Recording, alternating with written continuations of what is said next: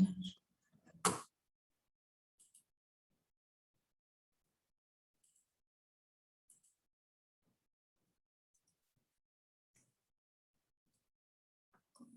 Ada ya.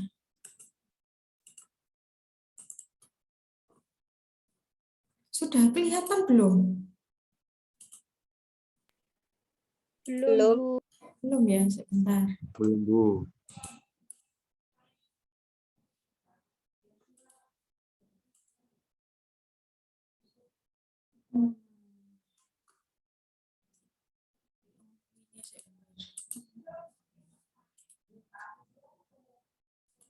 Nggak bisa ya share screen-nya.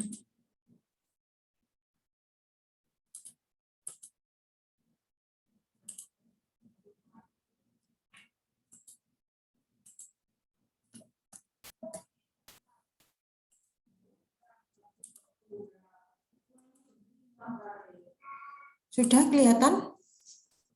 Sudah, Bu. Oke, saya mulai. Assalamualaikum warahmatullahi wabarakatuh. Pertemuan selanjutnya adalah tentang jaringan syaraf. Nah, jaringan syaraf sendiri adalah fungsinya yang pertama untuk mengontrol dan mengkoordinasikan aktivitas tubuh. Yang kedua adalah sebagai memonitoring kejadian lingkungan di dalam tubuh. Yang ketiga adalah untuk menginstruksi sistem-sistem di dalam tubuh dan memberi perintah ke setiap organ tubuh. Jadi secara anatominya, sistem saraf itu ada 3 bagian. Ini adalah dendrit yang menjulur, kemudian ini adalah badan sel, yang seperti ini, rel kereta api ini dia adalah akson. Kemudian dari akson pemberhentiannya, stasiunnya ini termasuk terminal akson. Nah ini adalah 3 bagian utama di dalam sistem syaraf. Nah, susunan sistem saraf sendiri itu kan mungkin adik-adik masih ingat ya, ada sistem saraf pusat sama sistem saraf tepi atau perifer. Nah, ini struktur neuron atau struktur sistem saraf yang tadi sudah saya jelaskan, bahwa di sini ini adalah gambaran histologi, gambaran mikroskopis dari sistem saraf. Yang pertama ini adalah dendrit, kemudian ini inti sel, yang bulat besar ini adalah badan sel, kemudian yang ini adalah akson. Nah, dendrit sendiri dia adalah ciri morfologinya. Yang pertama umumnya bentuknya pendek, kemudian bercabang-cabang seperti pohon, dan diselubungi oleh sinap, dan kebanyakan sinap ini berkontak dengan neuron. Terdapat spina dendriti yang umumnya merupakan struktur tumpul pendek dengan panjang 1-3 mikrometer. Kemudian morfologi dari spina dendrit ini berdasarkan filamennya menjadi plastis, jadi banyak berperan atau fungsinya itu sebagai perubahan konstan membentuk plastisitas neuron. Badan sel, nah ini adalah badan sel. Badan sel ini adalah bagian neuron yang mengandung inti dan sitoplasma di sekelilingnya, memiliki retikulum endoplasma kasar. Nah, ini adalah di sini ada retikulum endoplasma. Nah, ini adalah retikulumnya, dan RE kasar dan ribosum ini dia adalah tampak seperti basofili. Nah, kalau akson sendiri adalah di sini cirinya cabang silindris dan dengan panjang dan diameter yang bervariasi sesuai jenis neuronnya. Nah, akson ini umumnya adalah merupakan prosesus yang sangat panjang. Nah, membran plasma pada akson itu secara histologinya, mikroskopisnya terdiri dari 2, ada aksolema dan isinya itu adalah aksoplasma. Nah, aksolema ini dia itu memiliki membran plasma. Kalau aksoplasma itu dia banyak sitoplasmanya. Selanjutnya ada tepat di belakang muara akson. Nah, di situ adalah disebut dengan segmen inisial. Dan semua cabang akson, nah ini adalah cabang akson, dikenal sebagai cabang kolateral. Jadi di sini akson itu secara histologinya ada dua membran plasma ya, ada aksolema sama aksoplasma. Kalau aksolema itu membran plasma di akson, aksoplasma itu adalah isinya yang berupa sitoplasma. Nah, ini adalah otak dan sumsum tulang belakang yang mempunyai 3 materi esensial. Jadi otak itu kan kalau dibagi menjadi 3, maaf seperti ini. Nah, ini adalah misalkan otak dibelah itu ada secara mikroskopis terdapat substansi kelabu sama substansi putih. Nah, substansi kelabu itu ditunjukkan di sini dia adalah berupa materia grisea. Kalau substansi putih ini adalah substansi putih, dia adalah terdapat substansi alba. Bu, ini berarti kalau otak ini kita harus mengambil jaringan otak, betul. Nah, jadi misalkan mencet diambil otaknya dibuat preparat lah seperti itu nanti. Misalkan otak manusia, Bu. Kalau otak manusia berarti nanti adalah bisa mengambil di rumah sakit. Nah, ini di sini adalah materi esensialnya. Kalau substansi grisea atau materia kelabu, dia adalah badan sel yang membentuk bagian materi kelabu dan terdapat di permukaan korteks cerebellum. Dan substansi grisea itu mengandung neuron, dendrit, dan bagian awal akson. Kalau substansi alba dia adalah membentuk serabut saraf. Nah, materi esensial pada substansi alba itu adalah akson, kemudian oligodendrosit atau penghasil mielin, kemudian ada juga di sini mikroglia. Nah, terakhir untuk bahan dari otak dan sumsum tulang belakang di sini ada sel-sel neuroglia. Nah, ini gambaran dari sediaan mikroskopis otak. Jadi kalau sediaan mikroskopis otak itu bentuknya adalah seperti ini. Terdiri dari tadi bagiannya ada substansi alba dan grisea. Alba tadi berwarna putih, berarti yang berwarna putih ini dia adalah termasuk substansi alba. Kemudian yang berwarna kelabu ini dia adalah termasuk substansia grisea. Nah, ini sediaan cerebellum. Nah, cerebellum itu kan terdiri dari korteks dan medula ya secara anatominya. Nah, di panah warna kuning ini dia adalah korteks, kemudian yang gelap ini panah warna hijau itu adalah termasuk medula. Jadi korteks itu dengan sulcus dan gyrus, jadi penyusunnya korteks itu namanya sulcus dan gyrus dan dia terdapat lapisan. Nah, lapisannya apa saja, Bu? Yang paling awal ini dia adalah lapisan piameter, kemudian yang tengah ini adalah lapisan arachnoid, subarachnoid, yang belakang sendiri ini adalah namanya arachnoid. Nah, panah warna hitam yang berbentuk kecil ini bulat, dia adalah terdapat sel Purkinje. Namanya sel Purkinje. Kemudian yang panah warna hijau tadi adalah medula. Medula ini tampak seperti lapisan granular. Nah, ini selanjutnya ada sediaan cerebrum. Nah, cerebrum ini juga ada korteks sama medula. Jadi yang berwarna terang itu adalah korteks, yang berwarna gelap di sini, yang gelap itu yang merah terang, merah gelap, namanya adalah medula. Nah, panah warna kuning ini adalah korteks. Nah, ini medula ini yang panah warna biru. Kemudian di panah warna hijau ini adalah bagian dari sulcus dan panah warna merah ini adalah terdapat gyrus. Nah, foto kanan ini yang panah warna hijau dia adalah ada lapisannya, namanya adalah lapisan piameter. Nah, sama dengan yang sediaan cerebellum tadi, jadi sediaan otak itu lapisannya di korteks ada lapisan arachnoid, kemudian ada lapisan subarachnoid. Nah, lapisan subarachnoid itu dia ada di tengah korteks ini, dia adalah terdapat kaya pembuluh darah. Nah, ini sediaan medula spinalis.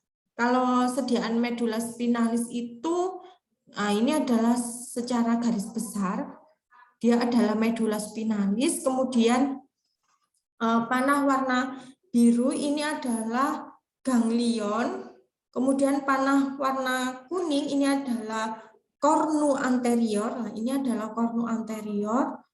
Panah warna hijau di sini adalah incisura posterior. Jadi ini adalah anterior, kemudian ini adalah posterior.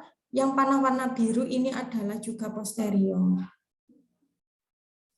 Oke, terima kasih sudah selesai. Ada yang ditanyakan dari sini? Nanti dipahami pelan-pelan ya gambaran dari mikroskopis ini supaya nanti waktu menjawab soal itu bisa. Yang penting adik-adik di sini itu belajar yang tadi, misalkan bronkeolus. Oh, bronkeolus itu terdapat jaringan epitel apa namanya? Epitel silindris bersilia. Seperti itu dirangkum di bukunya. Macam-macam dari sistem pernafasan tadi, apa aja penyusun jaringannya. Seperti itu. Sudah ada yang ditanyakan?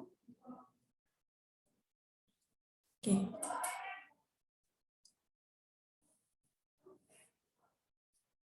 Nggak ada yang bertanya? Nanti saya yang bertanya. Bu, izin bertanya.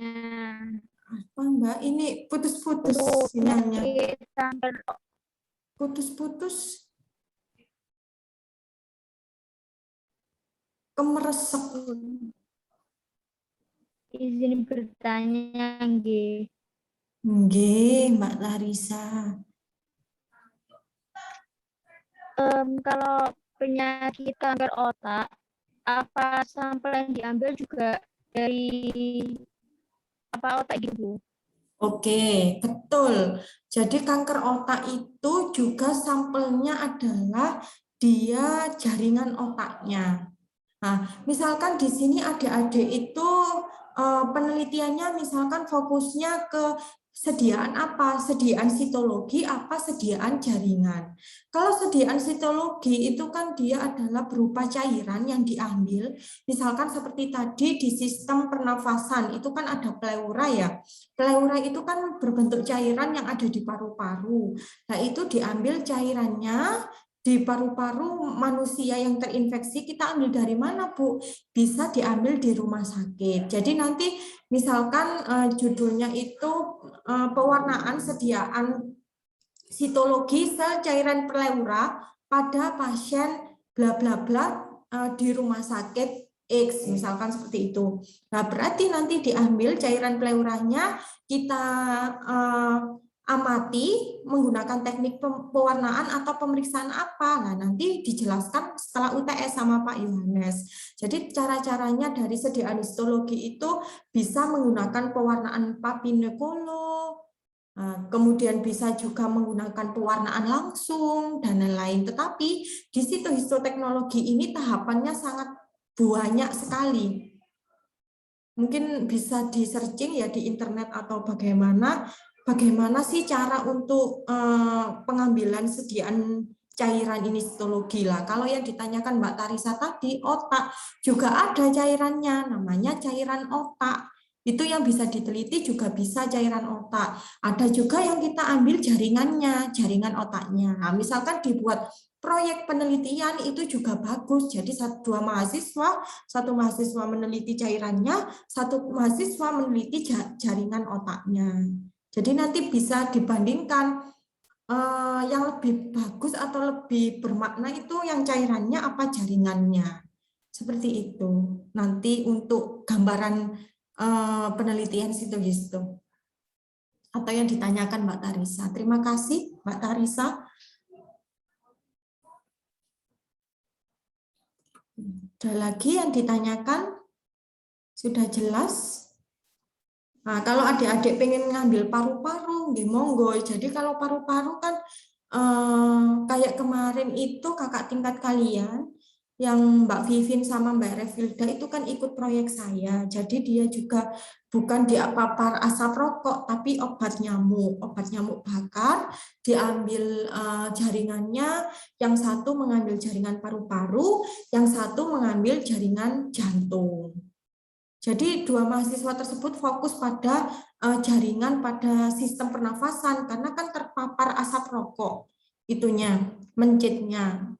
Nah, kalau nanti adik-adik pengen ke pasiennya, misalkan pasien yang terkena kanker atau gimana pun bisa diambil jaringannya, bukan di masjidnya, tapi langsung bekerja sama dengan rumah sakit. Langsung mengambil jaringan, terus kita pelaksanaan pemeriksaannya, terus dibacakan ke dokter PA. Seperti itu, ada yang ditanyakan kembali. Sama halnya dengan ini, pap smear. Nah, pap smear itu kan yang diambil bukan jaringannya, tapi dia adalah cairannya. Nah, itu termasuk sitologi pap smear. Nah, pap smear ini itu kan diagnosa atau pemeriksaan lebih awal yang terkena pasiennya itu terkena kanker serviks ya. Jadi misalkan ada keputihan atau apapun itu bisa diambil sekretnya dari si wanita tersebut. Nah, itu juga belum diteliti. Bisa juga kalian bisa meneliti di mana itu Doli yang banyak PSK-nya tapi kan sekarang sudah bubar kan ya. Nah, itu bisa diambil sekretnya yang orang-orang seperti itu yang bergonta-ganti pasangan bisa diteliti. Nah, itu belum juga. Itu termasuk sitologi ya, bukan histologi. Kalau histologi ini organnya, jaringannya. Ya, ada lagi? Sudah ada bayangan ya? Mudah-mudahan tertarik dengan sitohistoteknologi ini karena jarang mahasiswa yang ngambil karena terkesan susah dan biayanya mahal. Nah, tapi kalau ikut proyek kan enak, bisa paruan, misalkan sama saya atau bagaimana ikut proyeknya dosen. Karena sekarang itu rumah sakit juga banyak ya yang membutuhkan di lab PA, bukan hanya di kimia klinik, hema, dan lain-lain. Kalau kimia klinik, hema kan sudah banyak ya mahasiswa yang tertarik meneliti itu, tapi di anatomi ini belum, masih dianaktirikan jadinya. Jadi mungkin adik-adik di sini sudah saya beri wewenang atau wejangan bisa dipikir-pikir untuk berkembang di patologi anatomi ini. Oke. Nanti kalau praktikum itu juga lama,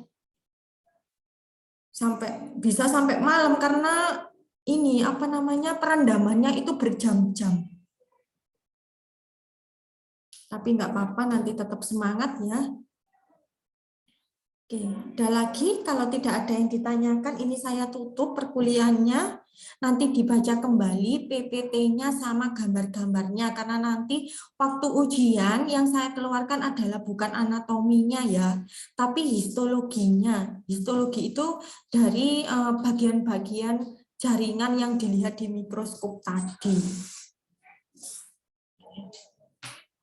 Oke, saya tutup dulu ya untuk perkuliahan hari ini. Untuk tugasnya di sistem syaraf sama sistem pernafasan ini sudah dikerjakan tugasnya yang kemarin. Belum?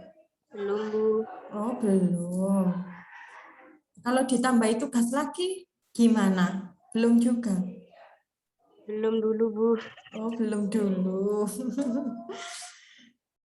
Oke, untuk ini nggak usah tugas, nggak itu aja. Gampang mencari jurnal. Jurnal tentang sitohistoteknologi. Nanti supaya adik-adik ada gambaran bagaimana sih untuk penelitian sitohistoteknologi ini.